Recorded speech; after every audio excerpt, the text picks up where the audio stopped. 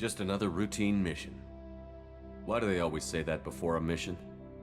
Of course it's routine. You haven't done anything yet. It's everything that happens along the way. The choices you make, the paths you choose, that turn the routine into anything but.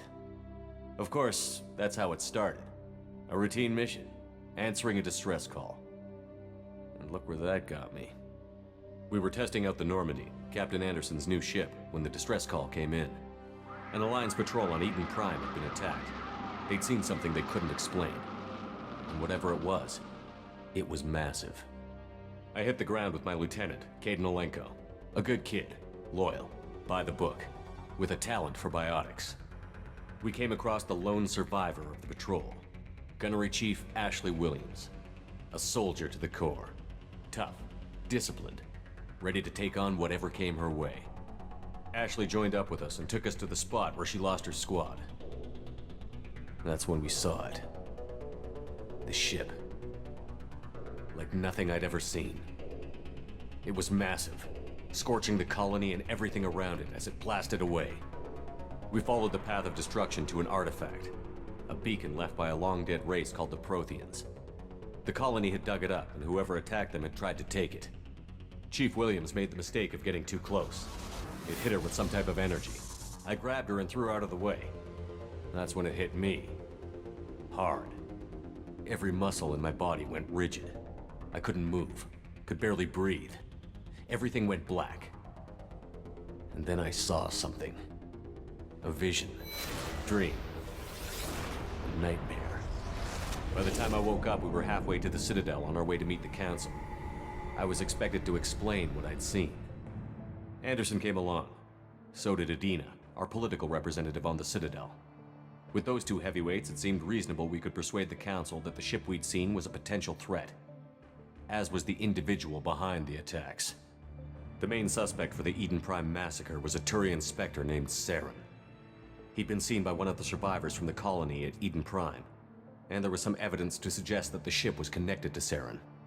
But even Adina's pointed accusations weren't enough to convince the Council. They just couldn't believe one of their chosen elite Spectres could be guilty of something like that. They needed proof, which meant I needed proof. Fortunately, I wasn't alone in my search. Garrus, another Turian, wanted to help. A top agent for Citadel Security. Despite orders from his superiors that he shouldn't get involved, he told me he was suspicious of Saren, and he had some useful leads. More importantly, he was willing to share them.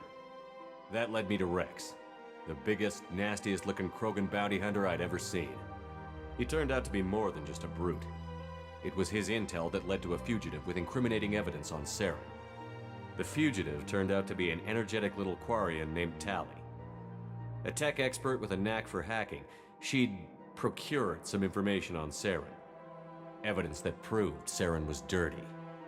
Tally's evidence proved that Saren was responsible for the massacre on Eden Prime, and that the immense warship we'd spotted was in fact Saren's flagship. But it went much further. Saren was trying to find a way to bring back a race of sentient machines from dark space. Machines allegedly responsible for cleansing the galaxy of all organic life. These Reapers were blamed for wiping out all life 50,000 years ago, including the Protheans, then disappearing back through the mass relays to dark space, leaving no trace they'd ever been. That explained why Saren was after the beacon, and it made some sense out of my visions. But not much else. We couldn't convince the Council that the Reapers were a threat, but they agreed Saren had to be stopped. They stripped him of his Spectre status and gave me the honor of becoming the first human Spectre. My first task? Bring down Saren. Anderson decided to stay behind, giving up his ship, the Normandy. He told me I would need it more than he would.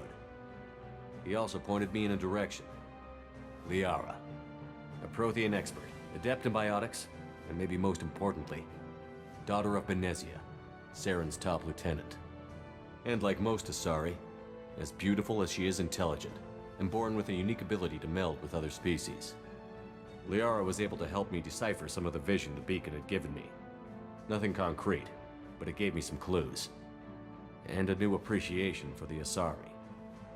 Her technique for accessing my vision was unexpected, but not at all unpleasant. Ashley was a little concerned about the connection I shared with Liara. As commander, I knew either relationship had the potential to interfere with the mission. I decided discretion was the better part of valor, and kept my focus on our goal, finding Saren. Thanks to Liara's help, we had our next lead, Benezia. Saren had taken her to Novaria, where he'd enslaved a dangerous race of insect-like creatures, the Rachni. He ordered Benezia to use the same technique Liara had used on me to extract information from the Rachni Queen. The Queen's drones were everywhere, and they weren't happy. We had to fight through hundreds of them to get to Benezia. By the time we arrived, Saren was gone, with the information. I tried to reason with Benezia, but Saren had indoctrinated her. He had somehow acquired the ability to control people's actions and wills. Benezia wouldn't surrender, and Liara was forced to watch her mother die in her arms. And I was left with an angry, dangerous Rachni Queen to deal with. She claimed her drones would do no harm if I released her. But the Rachni had terrorized the galaxy before. I couldn't do it. I wouldn't doom an entire species for past sins. And the Queen was true to her word. She left and took her army of drones with her. With Saren's top lieutenant dead, he was quickly running out of time and places to hide. I tracked him down at his base on Vermeer, but we soon learned it was more than a base of operations. It was a breeding ground. Saren was breeding an army of Krogan. He'd found a cure for the genophage, a disease inflicted on the Krogan to prevent them from breeding and taking over the galaxy. But the Krogan Saren was breeding were slaves, mindless beasts that obeyed Saren's will. I had to destroy the base, and all its research. Rex disagreed. Violently. Rex wanted the genophage cure for his people. I tried to convince him to help me destroy it, that these Krogan weren't real. But he wouldn't back down. He just couldn't be reasoned with, and I couldn't let the base be saved, even if it meant curing the Krogan. Saren had to be stopped. When we finally got to the center of the base, I realized just how close Saren was to completing his plan. He was already in communication with the Reapers. Sovereign, Saren's flagship we'd all assumed was just a ship, was a Reaper. It spoke to me, threatened me. I could feel the menace it had for every living thing. It wanted me dead. It wanted us all dead. And I knew it was capable of doing just that. What I couldn't understand was why Saren would help it. But there was no time to think about it. Sovereign knew where we were. We had to destroy the base and get the hell out.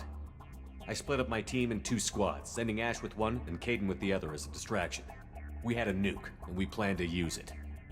Before we could detonate the bomb, Saren showed up. We fought. I stalled him to make time for my team. And in talking to him, I realized the truth.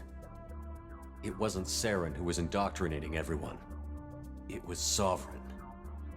The Reaper. And Saren was in deeper than all of them. He tried to convince me he was still in control. Said he found a way to reduce the Reaper's influence, but he was kidding himself. Or believing the lies Sovereign was telling him. Before I could convince him to stop, he ran, leaving me just seconds to extract my squad mates. I tried, but I wasn't fast enough. I could only save one of them. Ash was a good friend, and a great soldier. But I had to choose, and I chose Caden. That was the last time Saren would slip away from me. I knew then, the next time we met, one of us would die. With my team mostly intact, we chased Saren and his army to Ilos, a long-lost planet that had once belonged to the Protheans. As we prepared for what we knew would be a desperate fight, I spoke to my crew.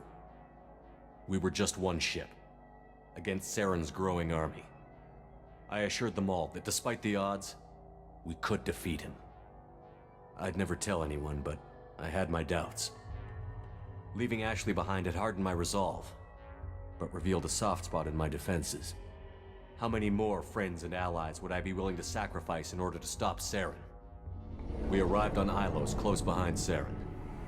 Once on the planet, we discovered a Prothean databank that helped me put the final pieces of my vision together. The Reapers had come 50,000 years ago, and every 50,000 years before that, each time purging the galaxy of life.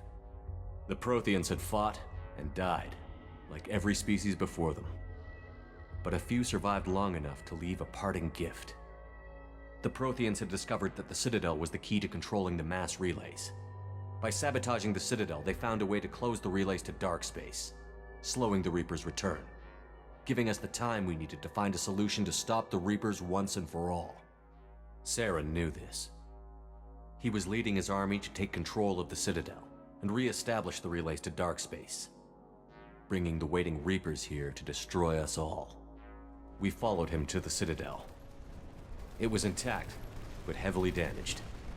He had caught the Council fleets by surprise, and they were only now regrouping. And with Sovereign as his flagship, there was little hope the fleets could counterattack with enough strength to take back the Citadel.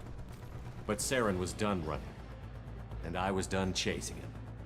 As the Alliance and Citadel fleets battled Saren's army outside, I cornered the Turian bastard in the Citadel tower and confronted him. He died believing that the Reapers would save him. As I fought to regain control of the Citadel, the Council's flagship, the Destiny Ascension, fell under attack. Despite Saren's death, Sovereign and Saren's army continued to fight. The Council was aboard the Destiny Ascension, and they were requesting assistance. But I knew in order to help them, I would have to put our Human Alliance fleet in jeopardy. The Council could be replaced. The fleets were needed here and now if we were going to defeat Sovereign. Even with the Citadel back in my control, Saren defeated, and the Normandy leading the combined galactic fleet, the battle against Sovereign, a single Reaper, was relentless. It took the combined fleets of humanity and the other races, but in the end, Sovereign fell. But the costs were immense. While humanity's efforts in the war earned us our first seat on the Council, it was a hollow victory. The Reapers were still out there. I knew the fight was far from over, but as the one who'd led the fight against Saren, I was given new responsibilities. The choice of humanity's first counselor was left for me to decide. On the one hand, Udina, the lifetime politician. Ruthless and ambitious, he would easily navigate the political landmines that would soon be put in front of him. The other choice, Captain Anderson, the career soldier. Tough but fair, but a friend, and someone I could trust. Both great leaders in their own right. Anderson didn't want the job, which was a sure sign he'd be perfect for it. No ambition to get in the way. The war was over. The threat had passed. In time, the Council would rebuild itself. The Citadel could be repaired. Even the pain of lost friends would fade. But none of that mattered if the Reapers were still out there. And if they were all as powerful as Sovereign, we had to find a way to stop them. I had to find a way. I gathered my crew, took my ship, and went in search of answers. Officially, the Council would only say I was assigned to cleanup duty, rooting out any remnants of Saren's army. Just another routine mission.